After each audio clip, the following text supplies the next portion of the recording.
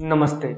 आज के वीडियो में हम एक बहुत ही महत्वपूर्ण विषय पर चर्चा करेंगे जिसका नाम है आर्टिकल 371। विशेष रूप से हम यहाँ पर बात करेंगे कि क्या लद्दाख में आर्टिकल 371 को लागू किया जाएगा और अगर ऐसा होता है तो इसके परिणाम क्या हो सकते हैं। आप देख रहे हैं KKN लाइव, मैं हूं कुंदन कुमार। हाल ही में लद्दाख से जुड़ी एक बड़ी खबर सामने आई है जिसमें यह चर्चा है कि इस क्षेत्र में आर्टिकल 371 को लागू किया जा सकता है। अगर ऐसा होता है तो चीन और पाकिस्तान कैसे प्रतिक्रिया देंगे, इस पर हम विचार करेंगे। हम सभी को याद होना चाहिए कि जब आर्टिकल 370 हटाया गया था तब लद्दाख और जम्मू कश्मीर एक ही राज्य थे। उस समय इसे दो अलग अलग यूनियन टेरिटरीज में विभाजित नहीं किया गया था। फिर भी चीन और पाकिस्तान ने भारत के इस कदम का विरोध किया था और उन्होंने भारत के विरोध में अपनी प्रतिक्रिया भी दी थी।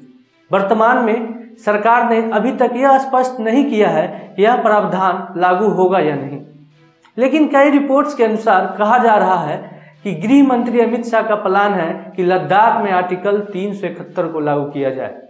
इस समय एक सवाल यह भी उठता है कि यदि लद्दाख में आर्टिकल 371 लागू होता है तो इसका क्या प्रभाव होगा। अब तक सरकार ने स्पष्ट रूप से कुछ नहीं कहा है, लेकिन ऐसा सुनने में आ रहा है कि इस विषय पर चर्चा हो रहा है। अगर ऐसा होता है तो क्या यह जम्मू कश्मीर यूनियन टेरिटरी में भी लागू हो सकता है। इस पर अभी तक कोई आधिकारिक बात नहीं हुई है, लेकिन कई राजनीतिक पार्टियां चाहती है कि अगर लद्दाख में आर्टिकल 371 लागू होता है तो जम्मू कश्मीर में भी इसे लागू होना चाहिए। इस विषय को गहराई से समझेंगे कि यह विषय क्या है और आर्टिकल 370 और 371 में क्या फर्क है। यह प्रावधान भारत के इंटरनल पॉइंट ऑफ व्यू और एक्सटर्नल पॉइंट ऑफ व्यू से बहुत ही ज़्यादा महत्वपूर्ण है। पहले हमें यह समझना होगा कि आर्टिकल 370 को हटाने का क्या परिणाम हुआ था और हम देखेंगे कि आर्टिकल 371 क्या है और इसके अंतर्गत कैसे काम किया जा सकता है। आर्टिकल 370 को हटाने के बाद जम्मू कश्मीर को एक सामान्य भारतीय राज्य में परिवर्तित कर दिया गया था। इसके साथ ही यह भी स्पष्ट हुआ कि लद्दाख को भी एक अलग यूनियन टेरिटरी बना दिया गया है। इसके बाद ही लद्दाख और जम्मू कश्मीर को अलग अलग शासन प्रणालियों के तहत स्थापित कर दिया गया।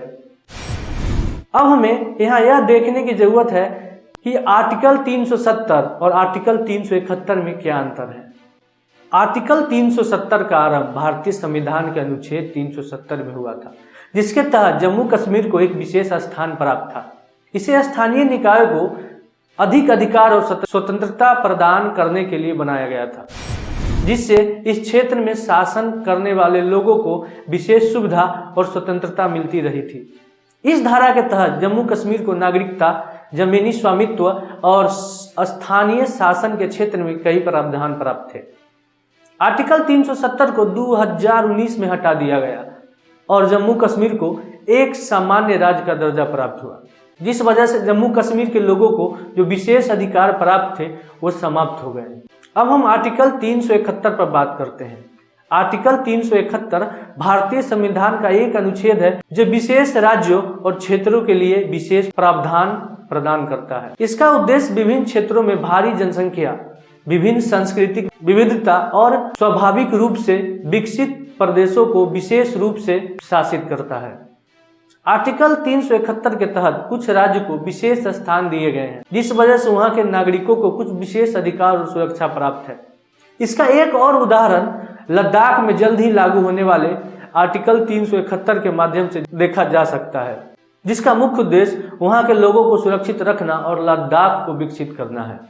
लेकिन जरूरी है कि हम समझेंगे कि आर्टिकल 371 का लाभ उठाने वाले राज्यों के लिए यह सिर्फ एक विशेषाधिकार नहीं है, बल्कि इससे उन्हें अपनी विशेष सांस्कृतिक और स्थानीय विकास की दिशा में आगे बढ़ने का अवसर भी मिलता है। लद्दाख में आर्टिकल 371 को लागू करने के लिए विभिन्न पहलुओं को ध्यान में रखना महत्वपूर्ण है। पहले तो यह योजना उस क्षेत्र की स्वाभाविक सौंदर्य से भरी जगहों को सुरक्षित रखने में मदद कर सकती है, जिससे वहां की प्राकृतिक समृद्धि और संरक्षित किया जा सकता है। दूसरा, यह स्थान लोगों को उनकी रीतियों और संस्कृति को सुरक्षित रखने में और साथ ही उन्हें विकसित करने के लिए उदार नीतियों का लाभ उठाने का अवसर भी प्रदान कर सकती है। इसके अलावा आर्टिकल 371 के माध्यम से लद्दाख को अपने अर्थतंत्र को सुधारने का भी अवसर प्राप्त हो सकता है।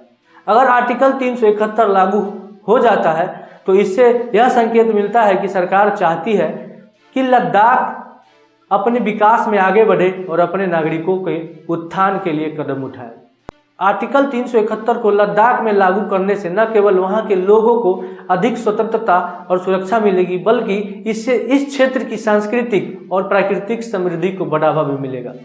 लद्दाख में आर्टिकल 371 को लागू करने के फायदों के अलावा भी एक और महत्वपूर्ण पहलू है, जो कि चीन और पाकिस्तान के साथ सीमा विवादों को नियंत्रित करने में मदद कर सकता है। लद्दाख के राजनीतिक स्थिति को स्थिर करने के लिए भारत सरकार इस क्षेत्र में आर्टिकल 371 को लागू कर सकती है, जिससे यहाँ के लोगों को आत्मनिर्भरता मिले और साथ ही सीमा क्षेत्र को भी मजबूती से नियंत्रित किया जा सकता है। इस नए कदम की शुरुआत के साथ लद्दाख को भारतीय समाज के साथ और भी मजबूती से जोड़ने का एक और मौका मिल सकता है। इससे यहाँ के लोगों को अधिक अधिकार और जिम्मेवारी मिल सकती है, जिससे वह अपने समृद्धि और विकास में भी योगदान दे सकते हैं। आखिर में हम यह कह सकते हैं कि लद्दाख में आर्टिकल 371 को लागू करना एक उच्च उदार और प्रगति की दिशा में उठाए जाने वाला कदम हो सकता है। इससे न केवल यहाँ के लोगों को सुरक्षा स्वतंत्रता मिलेगी, बल्कि यहाँ इस क्षेत्र के सांस्कृतिक और प्राकृतिक समृद्धि को बढ़ावा देगा और इसे सीमा विवादों से बाहर ले जाने में भी मदद करेगा।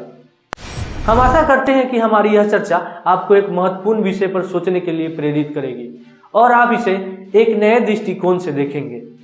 धन्यवाद।